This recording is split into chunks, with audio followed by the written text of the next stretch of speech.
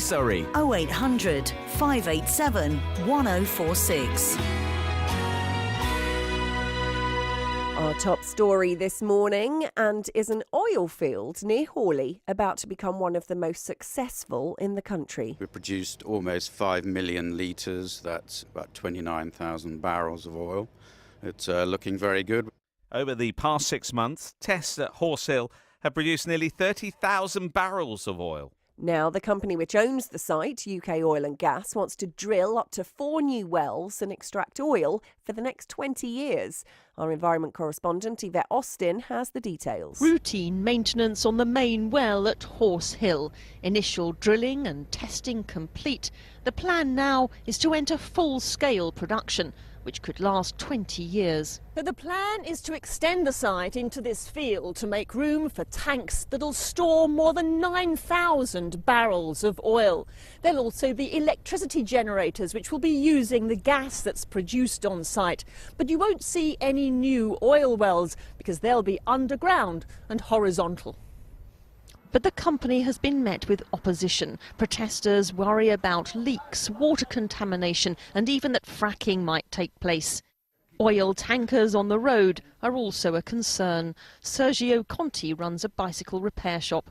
I had problems opening this little workshop for repairing bicycles. The objection was on environmental grounds, noise and traffic. And it was delayed by almost a year. And all of a sudden, there's this huge industrial development going ahead next door.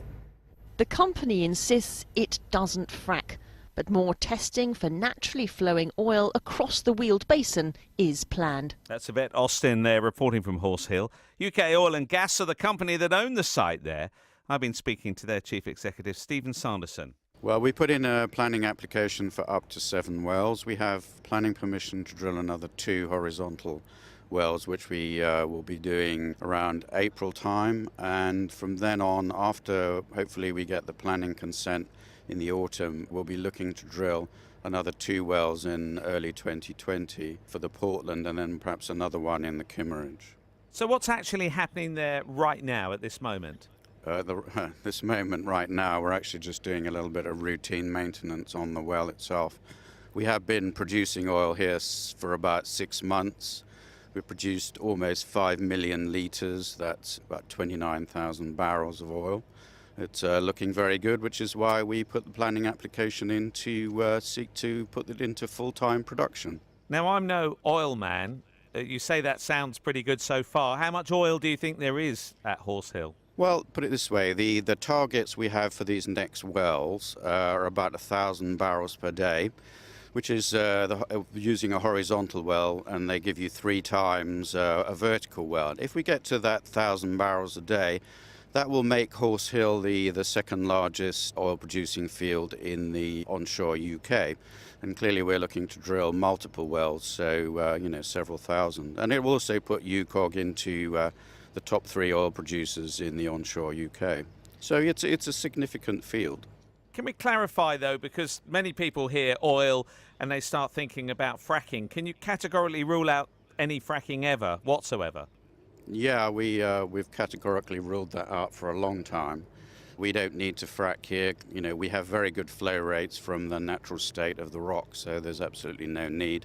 Plus, we can't because our formations are shallower than the 1,000-metre ceiling for fracking. So we don't need to, basically, because Mother Nature has already done it for us. Tell us about the area and what you've done to consult with residents. Well, I'm standing right next to what we call our viewing tower here, which is sort of like a poor man's grandstand, perhaps. So we've had about 2 or 3 groups of local residents into the site. We've shown them everything that we're doing. We've answered their questions. We have a lot of engagement locally.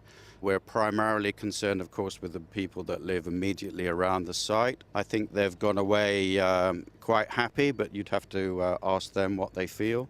But generally, UKOG has taken quite a lead in the industry for engaging with the local community. So we plan to be here for a long time, so it's important that we have a good relationship for them. And I think it's also worth mentioning that we voluntarily will plan to give around 6% of our revenues, gross revenues, to the local community, which will be business rate taxes and a royalty. And for our sort of 1,000 barrel a day target, if we get to that, that will be about £1 million in the first year per well to the local community. So that's quite significant, I think. Can you explain how you dish that money out then? Well, I think the mechanism isn't exactly sorted, but it will probably be done via some form of charitable trust or something like that. It's a very similar system to what the UK onshore operating group have put into place. So, as I said, it's voluntary, at least, of course, the amount to the local community. Obviously, business rate taxes, everyone has to pay those as long as you make a profit.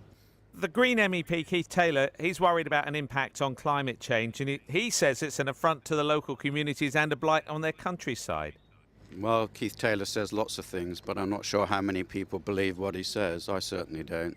I think if you come to the site, you'll see that there's very minimal visual impact. We take a lead in the way that we conduct our operations, and I think the Environment Agency would say that we probably lead the field in the UK onshore. When you've had residents there having a look, do they walk away, do you think, satisfied with what's going on? Because when we've covered these stories before, and I think people get confused of, lorries here and that there, as to what the future will be like as once, you've done all your exploration, it just flows then, doesn't it? Yes, the only thing that people will see is if we continue to export oil, they'll see maybe 5 to 10 maximum oil tankers leave the site per day in the first year. That's in the weekdays, not at the weekends. So it's very minimal intrusion.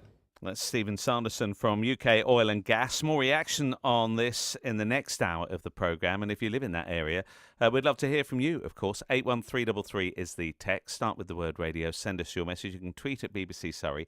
So £1 million, he was saying.